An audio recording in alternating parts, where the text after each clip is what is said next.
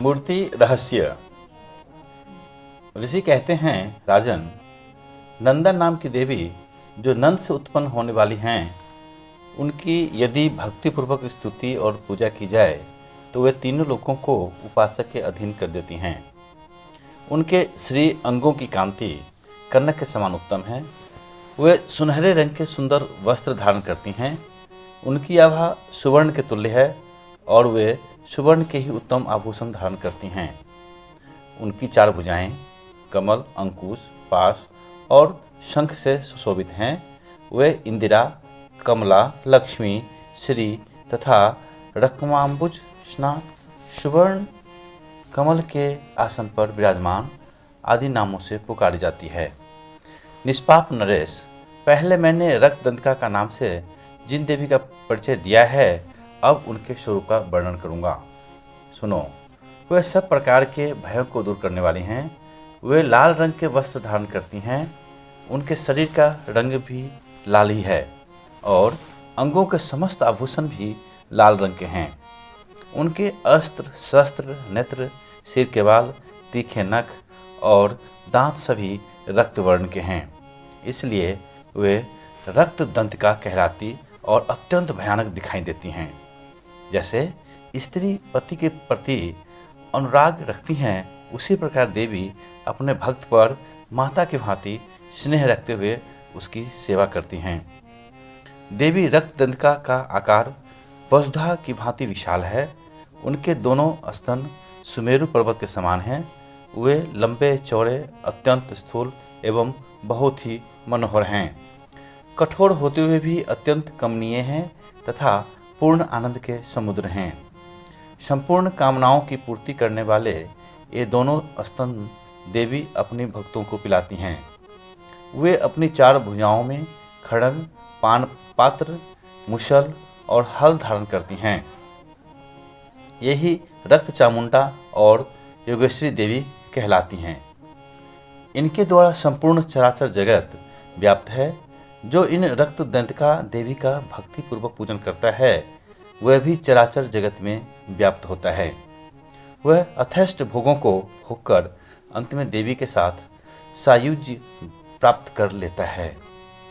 जो प्रतिदिन रक्तदंतिका का देवी के शरीर का यह स्तवन करता है, उसकी वे देवी प्रेम पूर्वक संरक्षण रूप सेवा करती हैं।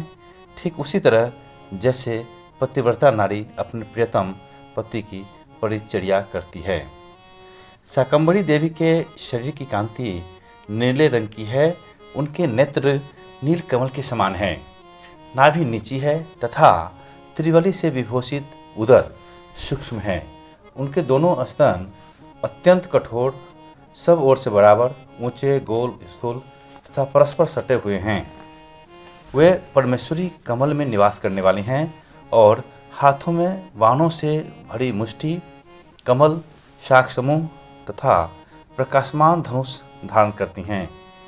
वह शाख समूह अनंत मनोवांछित रसों से युक्त तथा क्षुधा, तृषा और मृत्यु के भय को नष्ट करने वाला तथा फूल, पल्लव, मूल आदि एवं फलों से संपन्न है। वही शाकंभरी, शताक्षी तथा दुर्गा कही गई हैं। वे शोक से रहित, दुष्टों का दमन करने वाली तथा पाप और विपत्ति को शांत करने वाली हैं। उमा, गौरी, सती, चंडी, कालिका और पार्वती भी वही हैं। जो मनुष्य शाकंभरी देवी की स्तुति, ध्यान, जप, पूजा और वंदन करता है, वह शीघ्र ही अन्न, पान एवं अमृत रूप अक्षय फल का भागी होता है। भीमा देवी का वर्ण भी नील ही है। उनकी दाढ़ें और दांत चमकते रहते हैं। उनके नेत्र बड़े बड़े हैं। स्वरूप स्त्री का है। स्तन गोल गोल और स्थूल हैं। वे अपने हाथों में चंद्रहास नामक खड्ग, डमरू, मस्तक और पान पात्र धारण करती हैं। वे ही एक वीरा, कालरात्रि तथा कामदा कहलाती और इन नामों से प्रशंसित होती हैं। भ्रामरी देवी की कांति विचित्र है। वे अपने तेजोमंडल के कारण दुर्धर्ष दिखाई देती हैं। उनका अंगराग भी अनेक रंग का है तथा वे चित्र विचित्र आभूषणों से विभूषित हैं। चित्र भ्रमरपाणी तथा महामारी आदि नामों से उनकी महिमा का गान किया जाता है। राजन, इस प्रकार जगत माता चंडिका देवी की ये मूर्तियाँ बतलाई गई हैं, जो कीर्तन करने पर कामधेनु के समान संपूर्ण कामनाओं को पूर्ण करती हैं। यह परम गोपनीय रहस्य है, इसे तुम्हें दूसरे किसी को नहीं बतलाना चाहिए। दिव्य मूर्तियों का यह आख्यान मनोवांछित फल देने वाला है, इसलिए पूर्ण प्रयत्न करके तुम निरंतर देवी के जप आराधना में लगे रहो। सप्तशती के मंत्रों के पाठ मात्र से मनुष्य 7 जन्मों में उपार्जित ब्रह्म हत्या सदृश घोर पातकों एवं समस्त कलमेशों से मुक्त हो जाता है।